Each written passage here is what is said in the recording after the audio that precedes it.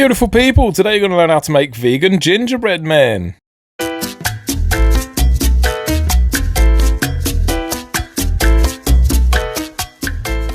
Starting off with 350 grams of plain white flour, all-purpose, 5 teaspoons of golden syrup, 180 grams of vegan butter, 2 teaspoons of ginger powder, 100 grams of dark sugar, 1 teaspoon of cinnamon, and 1 teaspoon of baking soda, not baking powder.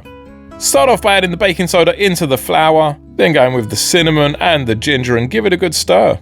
Then you're going to go in with your sugar, your golden syrup and your vegan butter. Remove your rings because you're going to start kneading that now. And then you're going to let it rest for around 10 minutes. Next up, split that ball into 2. You'll probably need to do some more, but that's okay. Roll it out into 1/2 centimeter thick. My gingerbread man template was a little bit small, so I just ended up cutting most of them by hand.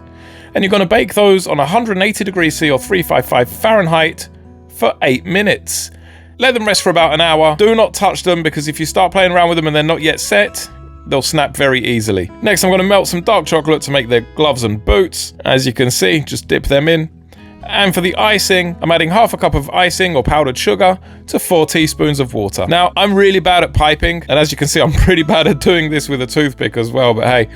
I also decided to further ruin them by decorating them with the chocolate. But yeah, I should have let my wife do this one. She's got a bit more of a delicate touch. Anyhow, folks, I hope you enjoyed this one. If you did and you like vegan recipes, please do give me a follow. Always appreciated. You can also find me on Instagram and TikTok. Just search for Uncle Lou's Kitchen. Ciao for now, and I will see you on the next one. Thanks for watching.